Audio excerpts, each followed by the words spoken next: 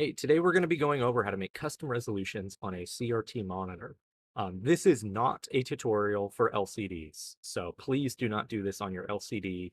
It really can mess with them. So we're going to be using a tool called CRU, right? It's custom resolution utility. There will be a link in the description, but you can also find it just by Googling it, right?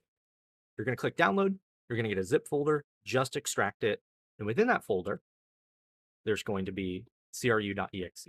Ignore all of this. Do not touch it yet. Playing with some of these things before you should can cause some problems, right? So just avoid it.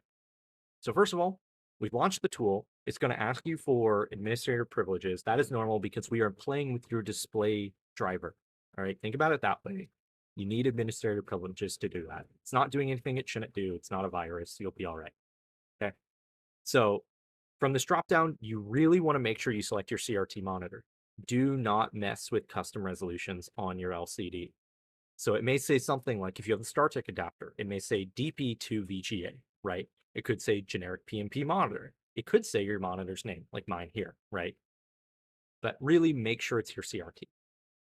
I would not recommend clicking any more of these than you need to. If you have a resolution here that you like, go for it. I also would not recommend 1024p. It's 5x4, CRTs are 4x3. It creates stretching. Okay. So once you have your monitor selected, we're going to go to detailed resolutions, right? These are all custom resolutions that I have made. So let's just go ahead and delete 480p, 160 hertz, for example, here. So let's say I want to make a new resolution. It's important that it is 4x3. So make sure the resolutions that you're inputting are 4x3, and there are 4x3 calculators online, right? And I'll link one in the description for you guys to use as well. So for timing, select automatic CRT. Just keep it simple for yourself, right?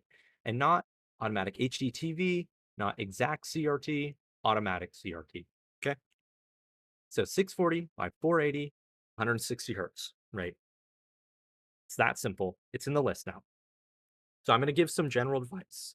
If you are on a 17-inch CRT monitor, as long as this number is, so there are two for 17 inches that I know about. 70 kilohertz is common, and 85 kilohertz is common as well. So if you are under 71 kilohertz, it will work on the ones that are 70 kilohertz limited. If you are under 71 kilohertz, if you are on one that is 85 kilohertz limited, if you are under 86 kilohertz, it will work. So if this is under that, you're good. If you are on a 17-inch unit, this max is 120, more than likely. They usually do not go higher than 120 hertz for the actual refresh rate. Okay. If you are on a 19-inch unit, it's also usually 120, but it can be higher. But those either are 96 kilohertz or 107 kilohertz. So you'll have to see with your individual set, and they all have a minimum here of 31 or so kilohertz. So 480 by 640 by 480, 60 hertz, for example, this is probably the minimum most sets can do.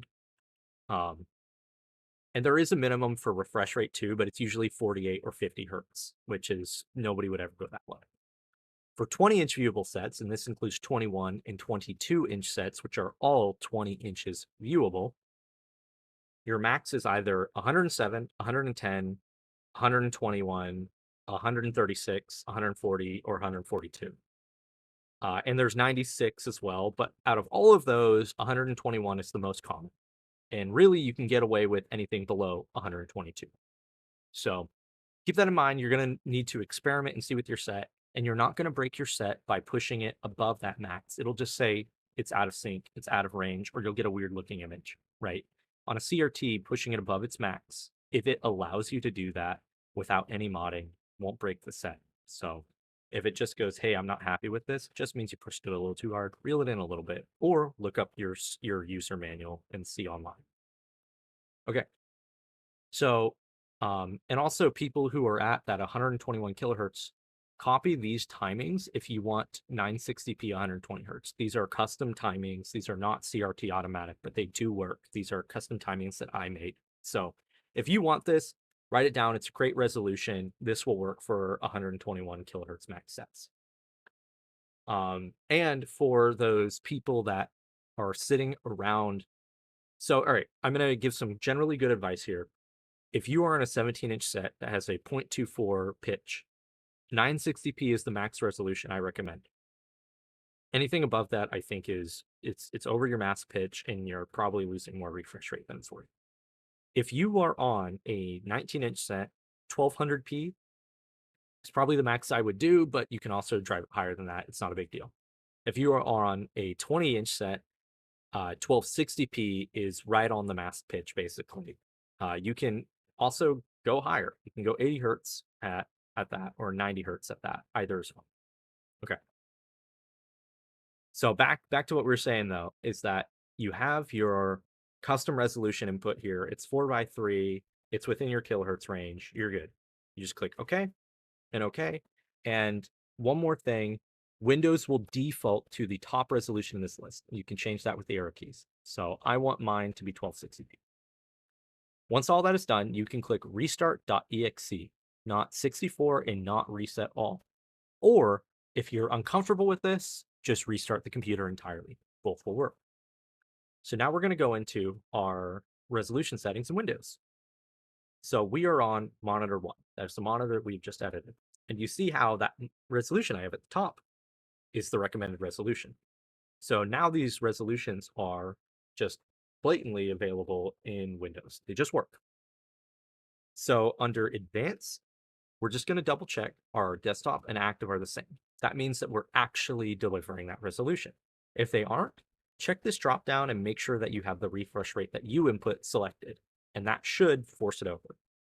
For resolutions like 480p, for example, they're not in this drop down. It's a little odd, right? They're just not there. So where you get those is you can go to display adapter properties, list all modes, and you can see, hey, there's our 160 hertz right there. You just hit OK and apply. And all the other custom resolutions we've also made appear, right? And once you've done that, CRU just works. It's just set. You don't need to play with it anymore unless your monitor for some reason decides, hey, this time I'm being picked up as an adapter, in which case you only need to do it twice. But that's CRU. That's how it works. If you have any questions, just ask.